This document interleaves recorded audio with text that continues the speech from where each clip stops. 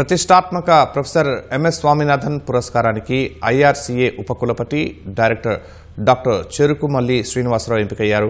వ్యవసాయ రంగంలో చేసిన పరిశోధనలకు గాను ఆయన పేరు ప్రతిపాదించినట్లు రిటైర్డ్ ఐసీఏఆర్ ఎంప్లాయీస్ అసోసియేషన్ వెల్లడించింది. అవార్డుకు సంబంధించిన వివరాలను హైదరాబాద్ సోమాజిగూడ ప్రెస్ క్లబ్లో ఏర్పాటు చేసిన మీడియా సమావేశంలో నిర్వాహకులు వెల్లడించారు.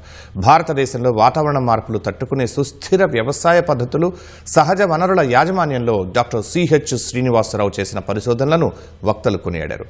ఈ నెల 18వ తేదీన నిర్వహించే కార్యక్రమంలో మాజీ ఉపరాష్ట్రపతి వెంకయ్యనాయుడు చేతుల మీదుగా శ్రీనివాసరావుకు అవార్డు ప్రదానం చేయనున్నట్లు తెలిపారు. ప్రొఫెసర్ స్వామినాథన్ అవార్డుని 2004-05లో మొదలు పెట్టామండి ఫస్ట్ది. సో ఇప్పటికి 8 మందికి బహుమతి గ్రహీతలు ఉన్నారు. ఇది 9వది.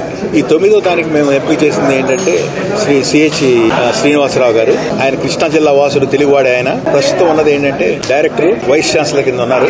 IRI Indian agriculture research institute 363 research పేపర్లు వేశారు. దాంట్లో 209 వరకు దేశీయంగాను, మిగిలిన 150 చిల్లర విదేశాల్లో అన్నమాట జనంలో చేశారు.